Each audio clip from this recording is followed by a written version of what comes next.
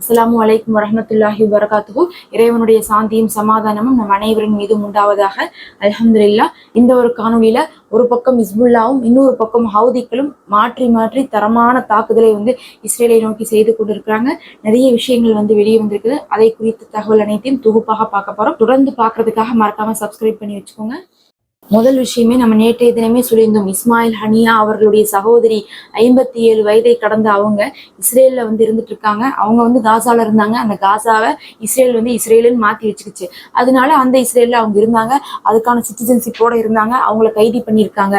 ஏன்னா இவங்க ஹமாஸ்க்கு தகவல் கொடுக்கறதா சொல்லியிருந்தாங்க. அவங்களுக்கு இப்ப பெயில் அப்ளை பண்ணி பார்த்தா அந்த பெயிலையும் கொடுக்காம அவங்களுடைய காவலை இப்ப மறுபடியும் இன்னைக்கு நீடித்திருக்காங்க.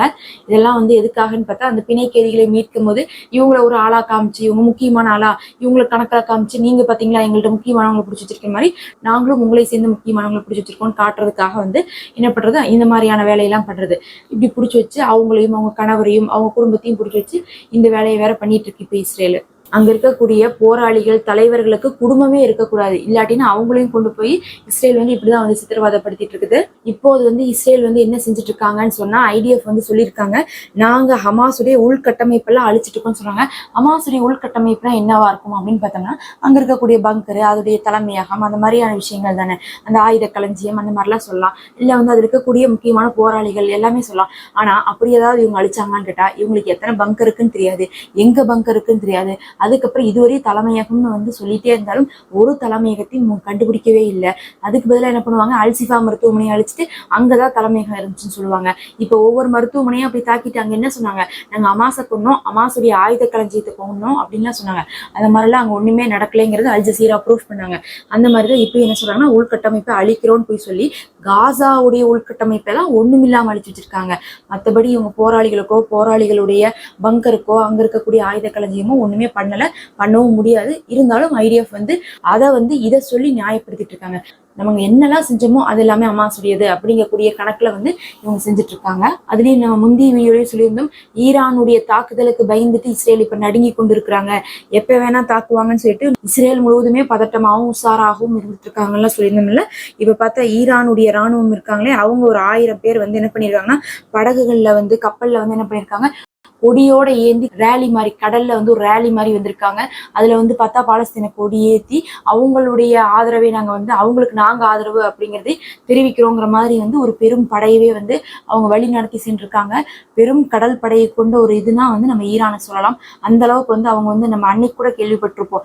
கொஞ்சம் சமீபத்துல கூட 3000 கப்பல்களை கொண்ட ஒரு ட்ரைனிங் நாங்க எடுத்துக்க போறோம், அதுல நாங்க முக்கியமான நாடுகள் எல்லாம் நாங்க சேர்த்திக்க போறோம்லாம் அறிவிச்சிருந்தாங்க. அந்த மாதிரி எல்லாம் இருக்கும்போது இந்த சமயத்துல நாங்க பாலஸ்தீனத்துக்கு ஆதரவு தரோம் அப்படிங்கிறதை காட்டுறதுக்காகவே கடல்ல இப்படி ஒரு ரேலி நடத்திருக்காங்க. அது பார்த்தா இன்னைக்கு கவனிக்கத்தக்கக்கூடிய விஷயமாவும் ஈரான் பகிரங்கமா பாலஸ்தீனத்துக்காக வெளியே வந்திருக்காங்க அப்படிங்கறது காட்டக்கூடிய அளவுக்கு இருக்குது. இஸ்புல்லாவும் சும்மா விடல, எப்படி நீங்க தூதரகத்தை தாக்கலாம்னு சொல்லிட்டு அதுக்கப்புறம் பார்த்தா அவங்களுடைய தாக்குதலானது வல்லமை கொண்டிருக்குது, பலமாகி இருக்குதுன்னு சொல்றாங்க. கடுமையான தாக்குதல் பண்ணியிருக்காங்க. 30 ஏவுகணை தாக்குதல் கிரியோட் சமோனா பகுதியில செஞ்சிருக்காங்க. அங்க இருக்கக்கூடிய வீடுகள் மேலையும் குடியிருப்புகள் மேலையும் செஞ்சிருக்காங்க. அதே மாதிரி மெட்டுலா பிரதேசத்துல 40க்கு மேல தாக்குதல் செஞ்சிருக்காங்க. அங்க பார்த்தா 5 ராணுவ தளம் அளிக்கப்பட்டிருக்கு, 2 வீடுகள் தரைமட்டமாக்கப்பட்டிருக்கு. அது இல்லாம ஒரு 6 முக்கியமான வீரியமான தாக்குதல் பண்ணிருக்காங்க. ஃபத்தாஹ் மற்றும் புர்கான் ஏவுகணைகளை வச்சு பண்ணிருக்காங்க. அதுல பார்க்கும்போது எங்கெல்லாம் இஸ்ரேல் ராணுவம் நிலை கொண்டிருந்துச்சோ அந்த பகுதியில அடிச்சதுல அங்க கொத்து கொத்தாக இஸ்ரேல் ராணுவம் நேற்று இறந்திருக்குது இஸ்புல்லாவுடைய தாக்குதல்ல. இதெல்லாமே பார்த்தா அந்த தூதரகத்தை தாக்கினதுக்கான ஒரு பதிலடியாக போய்கொண்டிருக்கு. இருந்தாலும் ஈரான் தங்களுடைய பங்குக்கு தனியா கொடுப்பாங்க. அது இல்லாம கோலன் குன்றுகள் பகுதிகள், அது இல்லாம கோலன் குன்றுகள் கலீலி பகுதிகளிலும் நிறைய தாக்குதல் நேத்து இஸ்புல்லாவால செய்யப்பட்டிருக்குது. அதுக்கு இஸ்ரேல் என்ன பண்ணிருக்காங்கன்னு பார்த்தா நேத்து தெற்கு லெபனான்ல குறி வச்சு 2 தாக்குதல் பண்ணிருக்காங்க. சொல்ல போனா இவங்க ஒரு மாதிரி ஓஞ்சிட்டாங்க. இப்ப இஸ்ரேல் என்ன பண்றதுன்னே தெரியல. அவங்கதான் அடிச்சிட்டு இருக்காங்க. இஸ்புல்லாவுடைய அடியை வாங்கிட்டு இவங்க இப்ப சும்மாதான் இருந்துட்டு இருக்காங்கிற அளவுக்கு நிலைமை மாறிடுச்சு.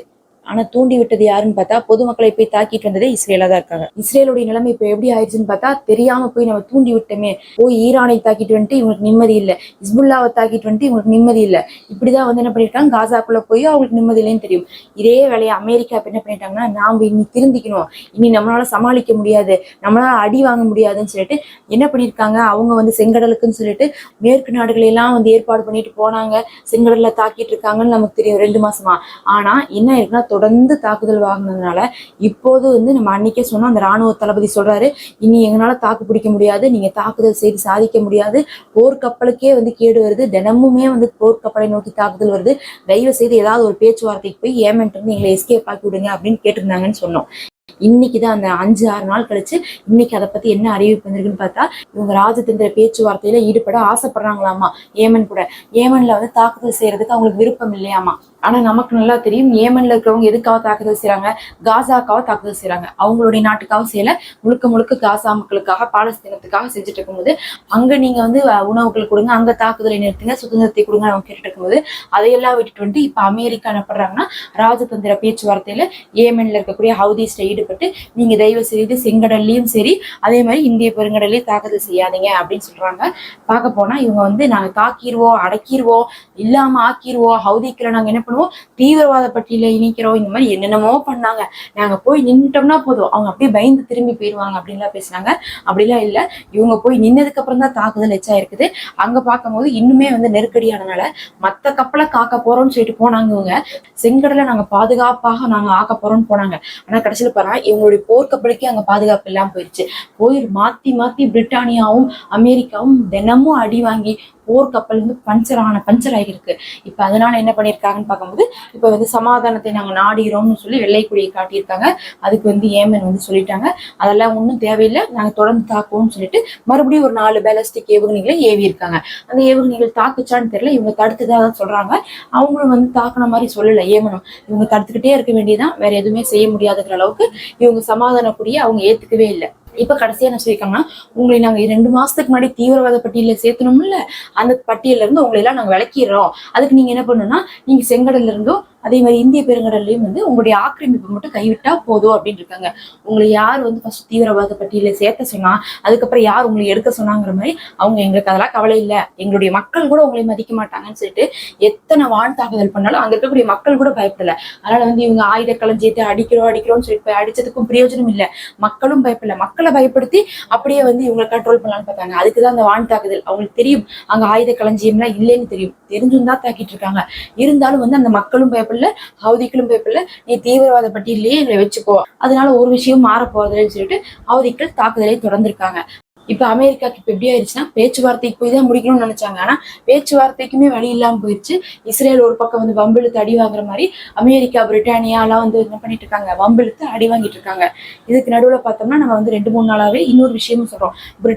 பிரிட்டிஷ்ல வந்து என்ன சொல்லிட்டு இருக்காங்க, ஆயுத தடையை கொண்டு வாங்க, நீங்க எதுக்கு இஸ்ரேலுக்கு கொடுத்துட்டு இருக்கீங்கன்னு அவங்க வந்து மாத்தி மாத்தி அங்க இருக்கக்கூடிய லாயர்ஸ் ஆகட்டும், அதே மாதிரி அங்க இருக்கக்கூடிய மினிஸ்டர்ஸ் ஆகட்டும், அவங்க எல்லாம் வந்து லெட்டர் கொடுத்துட்டு இருக்காங்க பாராளுமன்றத்துல. பத்தாவதுக்கு அவங்களுடைய ஏரியா இருக்கக்கூடிய தூதரகம் இருக்கக்கூடிய ஏரியாவில என்ன பண்ணிட்டாங்க, ஜெனோசைடு ஏரியான்லாம் வந்து பேர் மாத்தி வச்சுட்டாங்க. அந்த அளவுக்கு வந்து அங்க இருக்கக்கூடிய மக்களும் அங்க இருக்கக்கூடிய ஆட்சியாளர்கள் எல்லாம் இஸ்ரேலுக்கு போய் உதவி செஞ்சு, ஏன் வந்து எங்க பேரை கெடுக்குறீங்க, நமக்கு 1000 வேலை இருக்குது, அதுதான் நமக்கு இப்ப இருக்க வேலையான்னு சொல்லிட்டு கேட்டுட்டு இருக்காங்க. அப்படி இருக்கும்போது இதெல்லாம் வந்து பார்க்கும்போது பாலஸ்தீன மக்களுக்கு ஆதரவா போயிருது. உலகம் எங்கும், அதுலயும் முக்கியமாக அமெரிக்காவிலையும் பிரிட்டிஷ்லயுமே பார்க்கும்போது நிறைய பேர் வந்து பாலஸ்தீனத்துக்கு ஆதரவாக இருக்கிறாங்க.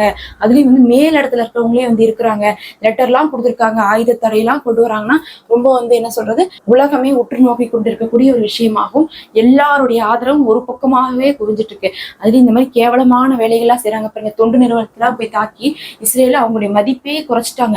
எந்த அளவுக்கு வந்து மக்களை தாக்குனாங்களோ, எந்த அளவுக்கு வந்து இந்த பொது சேவையான விஷயங்களை தாக்குனாங்களோ, உணவுகளை எல்லாம் கடைசியா தடை செய்தாங்களோ, அதோட வந்து கொஞ்சம் நெஞ்சமாவது வந்து இஸ்ரேல் வந்து அவங்களை தாக்குனதுக்காகத்தான் தாக்கிட்டு இருந்தாங்கன்னு சொன்னதெல்லாம் போய் இஸ்ரேல் தான் இப்படி ஒரு காரியத்தை பண்ணிட்டு இருக்காங்க, இஸ்ரேல் இவங்களை என்னென்னலாம் செஞ்சிருப்பாங்க, அதனாலதான் இவங்க பதில் கொடுத்துட்டு இருக்காங்க அப்படிங்கிற அளவுக்கு மாறிடுச்சு. இன்னைக்கு யாருமே ஹமாஸ தீவிரவாதிகள் பட்டியல சேர்த்துறதே இல்லை. பார்க்க போனா இவங்க 2 பேர்த்தையும், இந்த ஜோ பைடனையும் நெத்தன்யாவும் தான் சேர்த்தணும், அந்த அளவுக்கு தான் இவங்க நடந்து கொண்டு இருக்காங்க. ஆனா இவங்க கையில தான் எல்லா அதிகாரமும் இருக்குது அப்படிங்கறதுனால நல்லவங்க வேஷம் போட்டுட்டு இருந்துட்டு இருக்காங்க. அடுத்து இவங்க வந்து ஈரானுக்கு மட்டும் பயப்படல, அதே மாதிரி ஹிஸ்புல்லாக்கு பயந்து ஹிஸ்புல்லா வந்து தாக்குதல் பண்ணிருக்கூடாதுங்கிறக்கா அங்கேயும் படைகளை குவிக்கிறதுக்கு ஆளை போட்டுட்டு இருக்காங்க. அந்த ரிசர்வ் படைகளை எல்லாருக்குமே என்ன பண்ணிட்டாங்களாமா, இனிமேல் நாங்க லீவ் எல்லாம் கொடுக்க மாட்டோம், யாரெல்லாம் இப்ப ராணுவத்துல இருக்கீங்களோ எந்த ஒரு ரீசனும் சொல்லி லீவ் கேட்க வேணாம்னு சொல்லிட்டு யாருக்கும் லீவ் இல்லை, யாரையுமே நாங்க ஷிஃப்ட் மாற்ற மாட்டோம். இப்ப எங்களுக்கு அடி வாங்கறதுக்கே ஆள் பத்தாம இருக்கு, சாகிறதுக்கு ஆள் பத்தாம இருக்கு. அதனால ஒரு பக்கம் காசால போய் சாவுங்க, இன்னொரு பக்கம் வந்து ஹிஸ்புல்லா வந்து செய்யக்கூடிய தாக்குதலுக்கு சாவுங்க. எல்லாத்துக்கும் மேல இப்ப ஈரான் வந்து அடிக்கிற காத்திருக்கான், கொஞ்சம் வந்து நிறைய செக்யூரிட்டி ட்ரை பண்ணணும்னு சொல்லிட்டு ஊர் ஃபுல்லாவே இஸ்ரேல் முழுக்கமே வந்து பார்த்தா ராணுவத்தை கொண்டு நிரப்பிட்டு இருக்காங்க. ரொம்ப பரபரப்பாக வந்து இந்த விஷயங்கள் தான் போயிட்டு இருக்கு. இப்ப இதுக்கு நடுவில் நம்ம நேற்று ஒரு விஷயம் சொல்லியிருந்தோம். ஐநால வந்து PA அத்தாரிட்டியில இருந்து, அதாவது பாலஸ்தீனத்துக்காக வந்து உரிமை கேட்கிறாங்க, எங்களையும் வந்து உறுப்பினராக வந்து ஐநால இணைத்துக் கொள்ளுங்க அப்படிங்கறதுக்கான ஒரு தீர்மானம் மாதிரி வருது அப்படின்லாம் நம்ம சொல்லியிருந்தோம் நேற்று. ஆனாலும் வந்து அமெரிக்கா வீட்டோ அதிகாரத்தை பயன்படுத்துறதுக்கு வாய்ப்பு இருக்கு, ஏன்னா பாலஸ்தீனத்தை வந்து உருப்படுறதுக்கு இவங்க விடமாட்டானுங்க அப்படின்னு சொல்லிட்டு நம்ம சொல்லியிருந்தோம். இப்ப வந்து அதை வந்து அறிவிச்சிருக்காங்க. நாங்க வந்து அவங்கள வந்து ஏத்துக்க மாட்டோம்னு சொல்லிட்டு அமெரிக்கா அறிவிச்சிருக்கு. ஐநாவுல வந்து பாலஸ்தீனமே இருக்கக்கூடாதுங்கிற அளவுக்கு தான் இவங்க இன்னும் வச்சுட்டு இருக்காங்க. இன்னுமே அந்த அங்கீகாரம் அவங்களுக்கு கிடைக்கல. அதை இன்னைக்கு வந்து பார்த்தா அதை அறிவிச்சு வச்சிருக்காங்க. இன்னொரு வந்து பிரேக்கிங் விஷயமா போயிட்டு இருந்துச்சுன்னு பார்த்தா, அந்த வேர்ல்டு சென்ட்ரல் கிச்சன்ல இருந்து வந்து காசாவுக்காக வந்து தொண்டு சேவைகளை வந்து நிறைவேற்றி கொண்டிருக்கக்கூடிய நேரத்தில் அதுல இருக்கக்கூடிய 7 ஊழியர்களை வந்து கொன்னாங்கன்னு சொல்லியிருந்தோம். அதை பொறுப்பு ஏற்றிருந்தாங்க இஸ்ரேல். இப்ப வந்து பார்த்தா அதனால இவங்க என்ன சாதிச்சிருக்காங்கன்னு பார்க்கும்போது, யாருமே காசாக்குள்ள வந்து ஹெல்ப் பண்ண வரமாட்டேங்கிறாங்க. இவங்களுக்கு வேணுங்கிறது அதுதான், ஒரு தடவை அடிச்சிருவோம், எல்லாரும் திட்டுவாங்க, திட்டும் போது நாங்க தெரியாம செஞ்சுட்டோம்னு சொல்லிடுவோம், யார் நம்மள என்ன பண்ணிட போறாங்க, இத்தனை ஆயிரம் மக்கள், 30,000க்கு மேல மக்களை கொண்டுட்டோம், கொன்னதுக்கே யாராலையும் ஒண்ணும் பண்ண முடியல, அப்ப இந்த ஒரு 7 பேர் அந்த கணக்குல சேர்த்திட்டு போவோம், ஆனா இனிமேல் யாரும் உள்ள வர மாட்டாங்கல்ல, அப்படி ஒரு வேலையை பண்ணிடுவோம்னு சொல்லிட்டு அந்த தொண்டு நிறுவனத்தை தாக்குனதுனால யாருமே இப்ப காசாக்குள்ள உதவிக்கு வரதில்ல. அப்ப காசாக்குள்ள யாரு வந்து செஞ்சுட்டு இருக்காங்கன்னு பார்க்கும்போது, காசாவை சேர்ந்த பாலஸ்தீனத்தை சேர்ந்த அங்க ஊழியர்களாக இருக்கக்கூடியவர்களே அங்க வந்து அங்க மீட்பு பணியிலையும் ஈடுபட்டுக்கிறாங்க. அங்க வந்து உணவுகளையும் சமைக்கிறாங்க, அங்க உணவுகளே கொண்டு போய் வந்து விநியோகம் பண்றாங்க, அங்க இருக்கக்கூடிய மருத்துவ உதவிகளையும் செய்யறாங்க. என்ன சொல்றது, எல்லாமே அவங்களே செஞ்சுக்கிறாங்க. அவங்களுக்காக அவங்களே போராடிக்கிறாங்க, அவங்களுக்காக அவங்களே வாதாடிக்கிறாங்க, எல்லாமே அவங்களுடைய நியாயத்தை அவங்களே முன்னாடி வைக்கிறாங்க. எல்லா ஹெல்ப்பும் அவங்களே திரும்ப திரும்ப செஞ்சுக்கிறாங்க. அங்க எதுவுமே இல்லை, இருந்தாலும் அந்த மக்கள் அதை வந்து கைவிடாம அவங்களுக்குள்ள அவங்களே உதவி செஞ்சு, யாருடைய ஹெல்ப்பும் இல்லாம, ஒரு நாட்டுல வந்து இப்ப வந்து ஏதாவது ஒரு நிலநடுக்கம் வந்துருச்சு, அந்த மாதிரி ஏதாவது ஒரு பேரிடர் வந்தா கூட மற்ற நாடுகள் போய் உதவி செய்யும். அங்க பாத்தீங்கன்னா காசாவுக்கு இவ்வளோ பேரழிவுகள், இந்த உலகமே பார்க்காத பேரழிவுகள்னு சொல்லிட்டாங்க. அதே மாதிரி வந்து வேர்ல்டு வாரையும் மிஞ்சக்கூடிய அளவுக்கு இருக்குதுன்னு சொல்லிட்டாங்க. இதுவரையும் ஹிஸ்டரியிலே பதிவிடப்படாத ஒரு இனப்படுகொலைன்னு சொல்லிட்டாங்க. இத்தனையும் நடந்து கூட அங்க இருக்க மக்களுக்கு யாரும் வெளியிருந்து உள்ள வரக்கே பயப்படுற அளவுக்கு இஸ்ரேல் பண்ணிருச்சு. அவங்களே தான் திரும்ப திரும்ப மீண்டு வந்துட்டு இருக்காங்க. இப்ப ரொம்ப முக்கியமான விஷயம், எந்த நேரம் வேணா இஸ்ரேல் தாக்கப்படலாம்னு சொல்லி உயிரை கையில பிடிச்சிட்டு இருக்காங்க.